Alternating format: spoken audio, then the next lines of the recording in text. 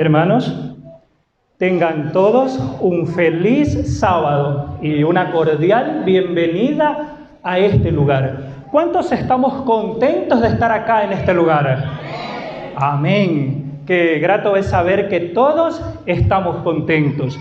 Y cómo no estar contentos si tenemos un Dios grande, un Dios maravilloso, un Dios hermoso que quiere lo mejor para cada uno de nosotros. ¿Cuántos decimos amén?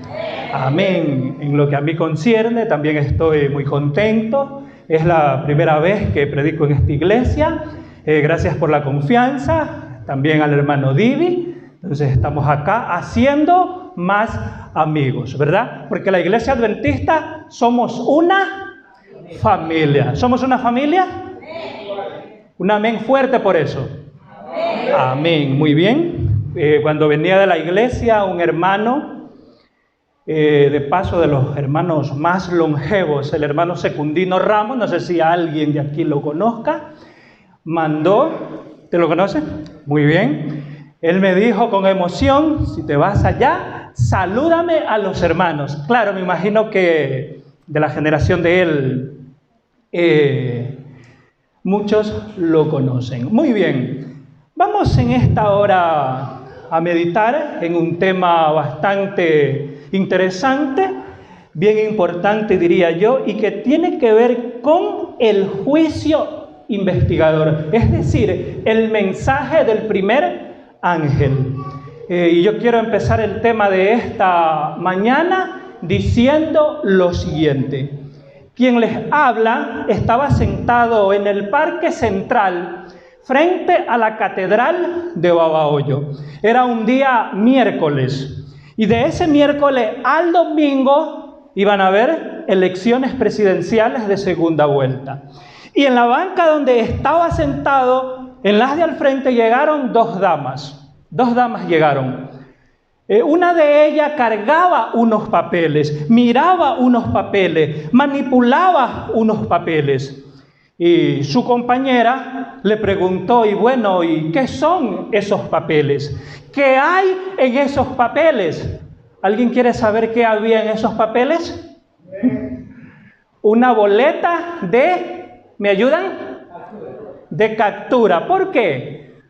Porque como era un momento cívico, un domingo de elecciones, también se lo utiliza ¿para qué? Para hacer esa obra, ¿no?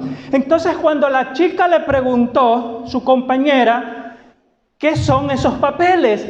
Ella dijo algo. Dijo tres cosas, y esas tres cosas me llamaron la atención. Y de paso yo las anoté y quiero compartirlas contigo. Ella dijo, este domingo le lanzo la policía. Este domingo lo meto preso. Este domingo arreglamos cuentas. ¿Qué iba a pasar ese domingo? ¿Qué iba a pasar ese domingo? Iban a arreglar cuentas. Cuando yo escuchaba esto, dije, wow, vino una serie de pensamientos a mi mente, algo pensé. Y lo que pensé también lo quiero compartir contigo. ¿Te imaginas que este domingo Dios te dice, este domingo vamos a arreglar cuentas? Este domingo quiero revisar tus obras en los libros de memoria.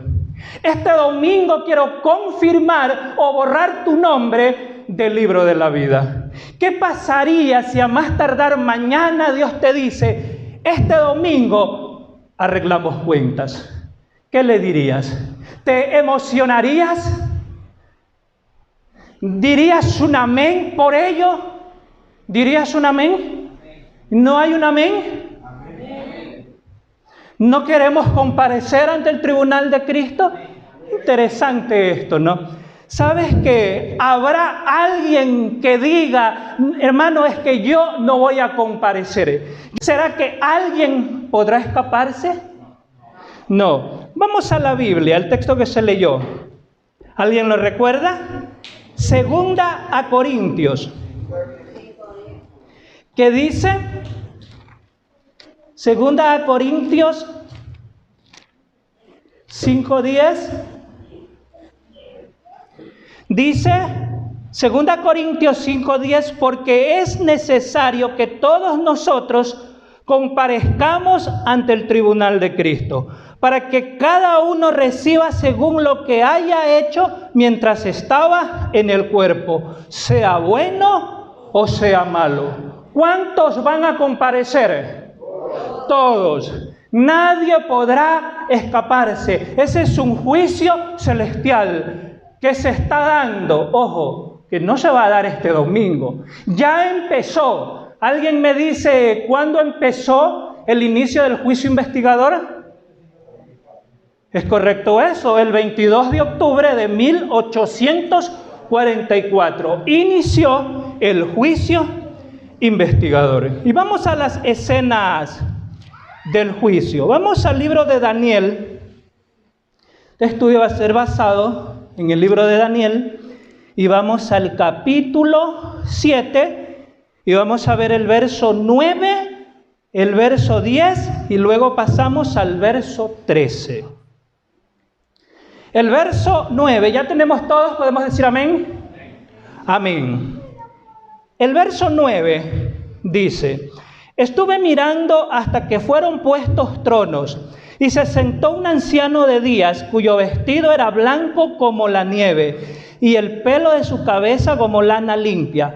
Su trono llama de fuego, y las ruedas del mismo, fuego ardiente, y un río de fuego procedía y salía de delante de él. Millares y millares le servían, y millones asistían delante de él. El juez se sentó, y los libros fueron abiertos. El verso 13 dice: miraba yo en la visión de la noche, y he aquí con las nubes del cielo venía uno como hijo de hombre, que vino hasta el anciano de días, y le hicieron acercarse delante de él. Ahora, si nosotros vemos, aquí está una escena de ¿qué? Una escena de juicio. Y hay una serie de personajes. Y vamos a ver quiénes son aquellos personajes. Por ejemplo, ¿alguien me dice quién es el anciano de días? Dios el Padre. Muy bien, Él es el anciano de días. ¿Alguien me dice quién es el personaje que aparece como hijo de hombre y que va en una nube? El Señor Jesucristo. Muy bien, de hecho Lucas 19:10 dice: porque el Hijo del Hombre vino a buscar y a salvar lo que se había perdido. Lucas lo identifica con ese título, el Hijo del Hombre. Elena White, en el Conflicto de los Siglos, página 533, dice: la venida de Cristo descrita aquí no es su segunda venida a la tierra. Él viene hasta el anciano de días. Entonces ahí ya hemos identificado a dos personajes. Hay otros personajes, millares y millares y millones de millones. ¿Quiénes son ellos? Los ángeles. Muy bien, esta iglesia conoce la profecía bíblica y eso es bueno, ¿verdad? Muy bien, vamos a leer en el Conflicto de los Siglos, página 533, dice: millares y millones de santos ángeles como ministros y testigos están presentes en ese gran tribunal. ¿Quiénes están presentes allí también? Aparte del anciano de días y el Hijo, los ángeles. Muy bien, y dice de paso que son los testigos. Esa es una escena de juicio. ¿Hay un abogado aquí, por si acaso, entre nosotros? Ya. Muy bien. Ahora, hermanos, nosotros estamos en esa sala de juicio. ¿Usted qué opina? ¿Estamos allí? Nuestros nombres están allí. Es decir, allí están los registros de nuestra vida. Lo que usted hizo ayer está registrado ¿en dónde? En esos libros. Lo que está haciendo en este momento y lo que hará mañana queda registrado ¿en dónde? En esos libros. Es decir, ahí estamos presentes por medio de los registros celestiales. Muy bien. Ahora, es un juicio en el cual todos tenemos que comparecer. La gran pregunta que nos podemos hacer en esta hora es, ¿tenemos oportunidades de salir airosos en ese juicio? ¿Cuántos dicen amén? Si podemos salir airosos, ya. Miren la postura que tienen los integrantes que están en esa sala de juicio en cuanto a nosotros. Por ejemplo, si nosotros vemos San Juan 5, 22, dice allí, porque el Padre a nadie juzga, sino que todo el juicio lo dio a su Hijo. El Padre te juzga, según el texto. ¿Qué es lo que el Padre desea de ti? ¿Qué es lo que el Padre quiere hacer de ti? Una criatura nueva. Una criatura nueva. Y acá dice que Él no nos juzga porque el propósito del Padre es salvarte. Si hay algo que Él quiere hacer en esta vida es salvarte. Y la gran prueba la dio ¿cuándo? Cuando envió a su Hijo. Cuando envió a su Hijo. ¿Tenemos al Padre en nuestro favor? Sí, está a nuestro favor. Él quiere salvarte. Ahora, ¿cuál es la postura del Hijo? En San Juan 3:17, que alguien me ayude con la lectura, ¿qué dice?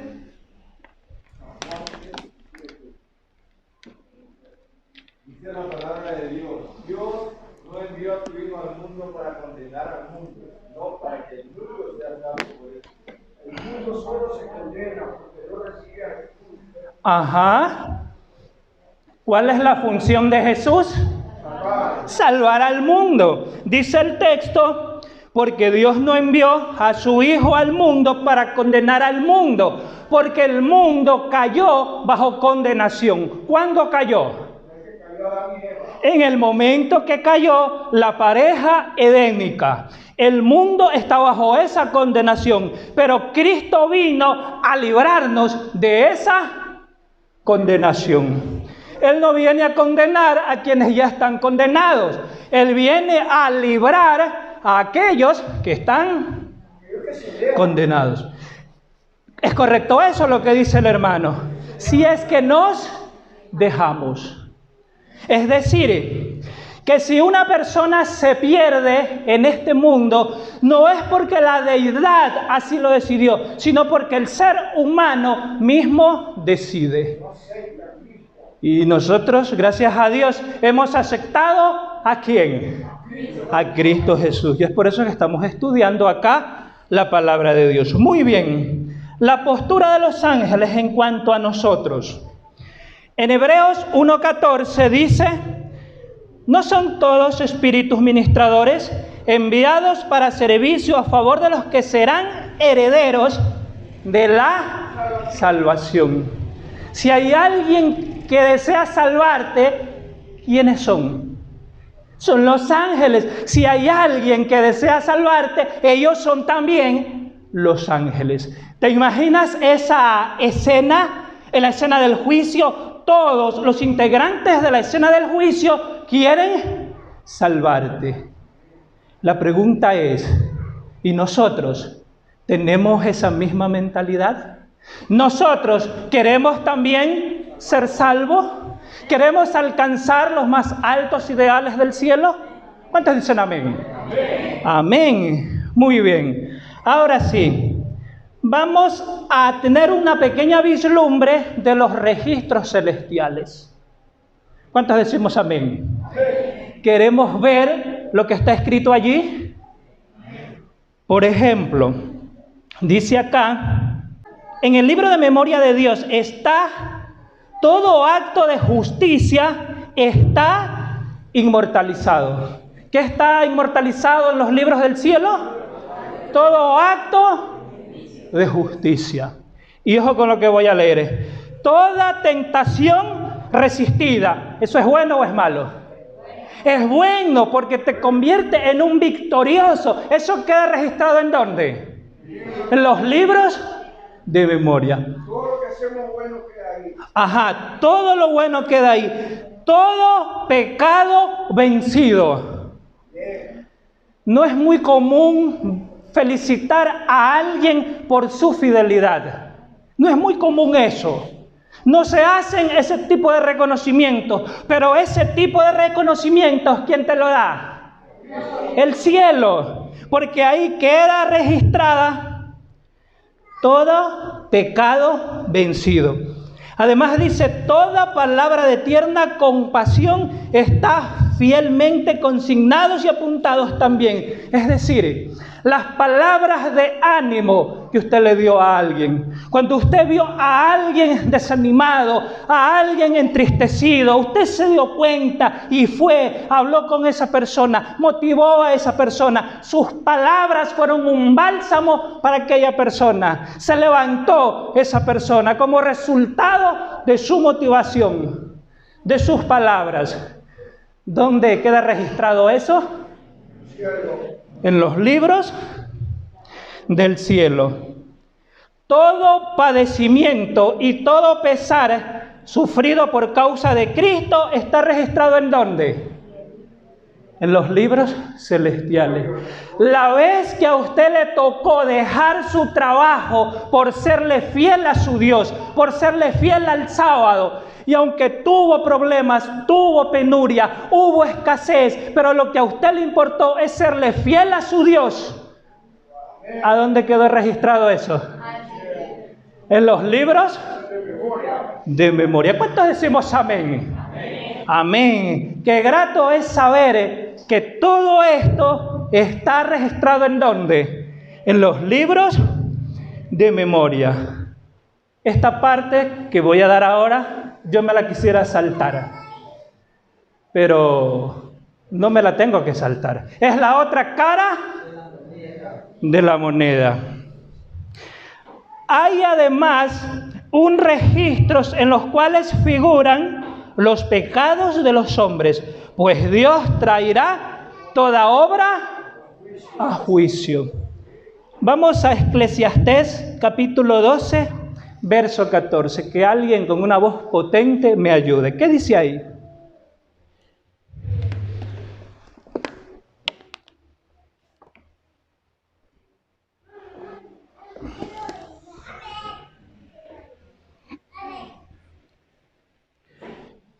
¿Qué dice allí?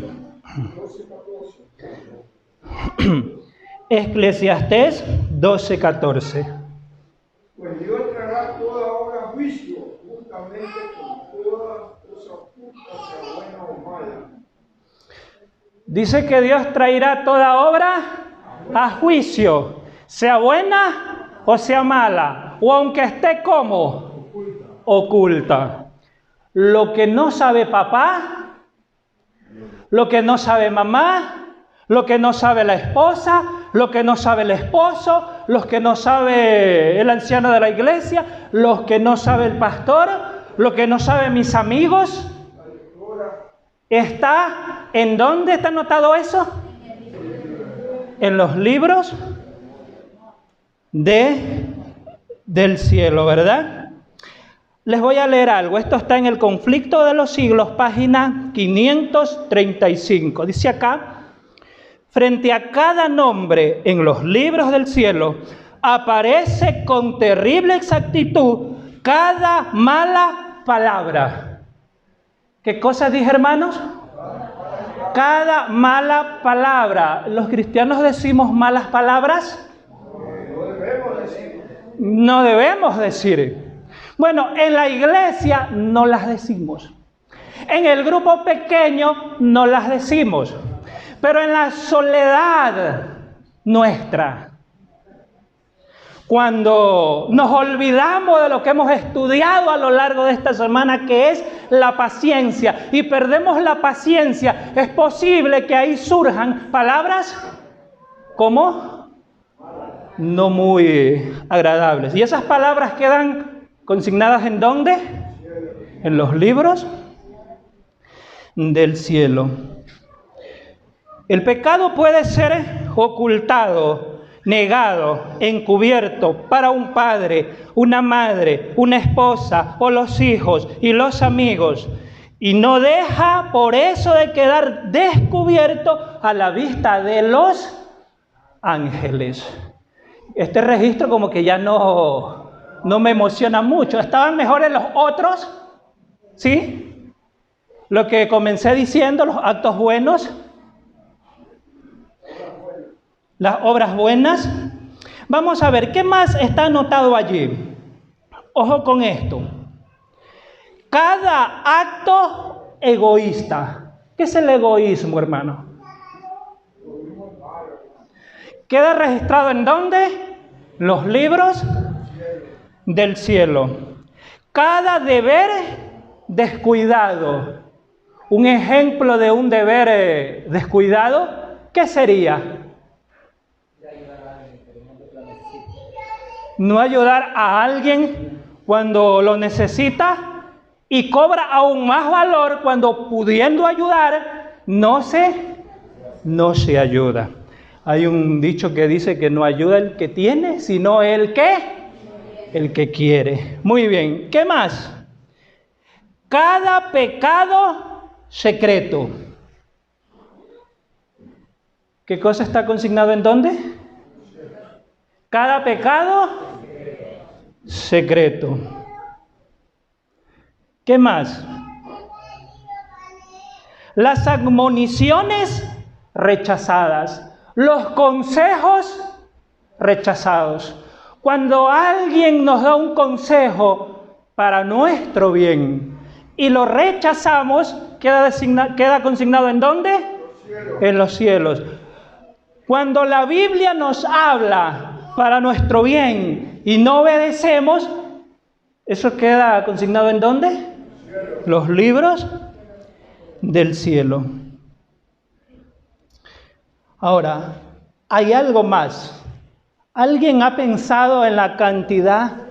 Gracias. ¿Alguien ha pensado en la cantidad de actos buenos y malos que quedan registrados cada día? Que sabe hacer lo bueno y no lo hace pecado. Ajá. ¿Saben que hay un pensamiento solemne que le preocupó a la hermana White? Ella dice, ¿qué pensamiento tan solemne? Cada día que transcurre lleva consigo un caudal de apuntes para los libros del cielo. Es decir, que hoy, a la puesta del sol, llegará un caudal de apuntes, ¿a dónde? A los registros celestiales. Y no hay problema si todos los actos son buenos, ¿sí o no? Ahora, en los tiempos de la hermana White, la iglesia no manifestó preocupación por ese caudal de registros. Y la hermana White escribió lo siguiente, en El conflicto de los siglos, página 541. Dice, no obstante, cuán poca preocupación se siente respecto a ese registro que debe ser examinado por los seres celestiales. Si se pudiera descorrer el velo que separa el mundo invisible del visible y los hijos de los hombres pudiesen ver a un ángel apuntar cada palabra y cada acto que volverían a encontrar en el día del juicio, ¿cuántas palabras de las que se pronuncian cada día no se dejarían de pronunciar? ¿Qué dijo la hermana White? Que si nuestros ojos pudieran ver a los ángeles, anotar nuestras palabras, anotar nuestras bromas, anotar los actos que hacemos. Si nosotros pudiéramos ver, si se pudiera descorrer el velo que separa el mundo invisible del visible y pudiéramos ver cómo los ángeles anotan lo que hacemos, dice la hermana White que cuántas cosas no haríamos. Y ella estaba bastante preocupada con esto.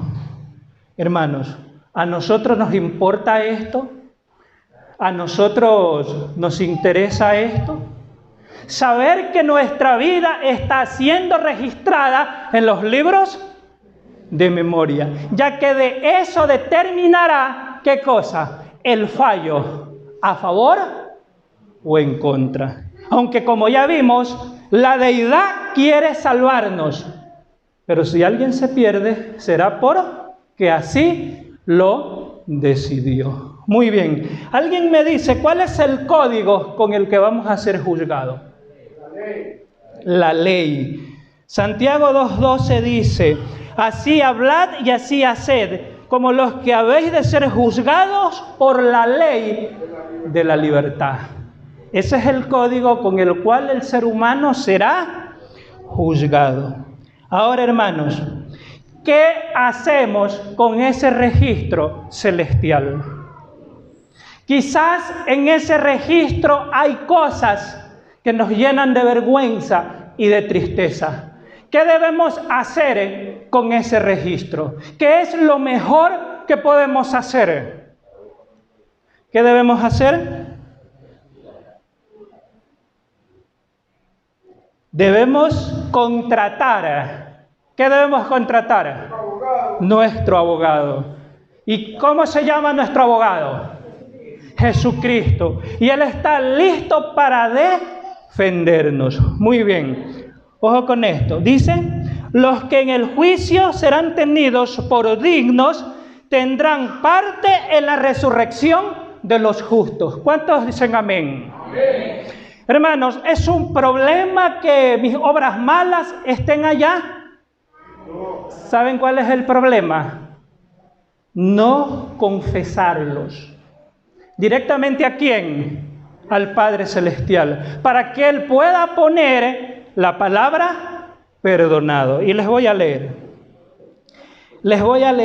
Dice acá, ojo con esto. A todos los que se hayan arrepentido verdaderamente de su pecado y que hayan aceptado con fe la sangre de Cristo como su sacrificio expiatorio, se les ha inscrito el perdón frente a sus nombres en los libros del cielo. Ese acto que está allí, que nadie sabe, que la iglesia no conoce, ese pecado acariciado que tengo y que está anotado allá, ¿qué tengo que hacer?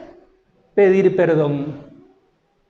¿Y qué implica pedir perdón? Arrepentimiento. ¿Y qué es el arrepentimiento? Confieso mi pecado porque aquello me produce dolor a mi vida y el mayor dolor se lo produce ¿a quién? A Cristo Jesús. Lo confieso y me aparto. Dice acá, continuó leyendo, como llegaron a ser partícipes de la justicia de Cristo y de su carácter en esta armonía con la ley de Dios, sus pecados serán borrados y ellos mismos serán juzgados dignos de vida eterna. Todo pecado confesado, cuando termine el juicio, cuando comparezcamos por medio de nuestros registros, serán borrados. Y Dios nos otorga la salvación. ¿Cuántos decimos amén? Amén. Entonces, ¿hay problema en decirle a Dios que examine nuestra vida? ¿Hay un problema? No. Porque si tú vas a Él, si yo voy a Él, es porque quiero ¿qué cosa? Quiero salvarme, quiero ponerme a cuenta ¿con quién? Con Dios. ¿Recuerdan la escena de Salmos 26:1? Donde David le dice a Dios, júzgame, oh Jehová, porque yo en integridad he andado, he confiado a sí mismo en Jehová, sin titubear. ¿Qué le está pidiendo el salmista? Que lo juzgue. Señor, júzgame, porque en integridad he andado. Eso está en Salmos 26:1. ¿Qué le estaba pidiendo? Que lo juzgue. ¿Y sabes por qué David pidió que lo juzgue? Por una razón. Porque en el capítulo 1 y el verso 5 dice, por tanto, no se levantarán los malos en el juicio, ni los pecadores en la congregación de los santos. Aquí ya entramos a algo más maravilloso, las etapas del juicio. Los dos textos forman parte. El primero que leí forma parte de la primera etapa del juicio. El segundo texto forma parte de la segunda etapa del juicio. Y les explico por qué. Hermanos, Adán ya fue juzgado. Sí. Abel ya fue juzgado. Sí. David ya fue juzgado. Sí. Ellos ya tienen la corona que Dios ha reservado para ellos cuando Él venga. Sí, porque ya ellos fueron juzgados porque se arrepintieron. Una pregunta más. ¿Caín ya fue juzgado? ¿Pero Caín fue juzgado ya? No. No. Porque hay 3 etapas del juicio. Primera etapa, juicio investigador, que va desde 1844 hasta la segunda venida de Jesús. Entonces, allí se está dando la primera parte del juicio. Y nosotros seremos juzgados en esa parte del juicio. En la primera etapa, de 1844 hasta la segunda venida. La segunda etapa del juicio va desde la segunda venida de Jesús hasta el milenio.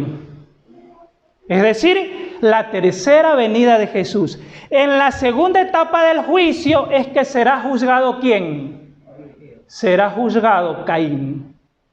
Serán juzgados los que rechazaron a Cristo Jesús. ¿Y sabes por qué? Les voy a preguntar algo. ¿Ustedes creen que Eva oró por ese muchacho para que se convierta? Me refiero a Caín. ¿Será que esos padres oraron por ese muchacho? Sí. Y cuando ellos lleguen a la Canaán celestial, los ángeles llevarán a la pareja edénica para que ellos comprueben en los libros lo que pasó con ¿quién? Con Caín. Es por eso que Caín todavía no ha sido juzgado. Es decir, que los impíos, los que rechacen a Jesús, serán juzgados en la segunda etapa del juicio. Pregunto, ¿en qué etapa nos conviene a nosotros ser juzgados? En la primera. ¿Cuántos quieren comparecer ante el tribunal de Cristo?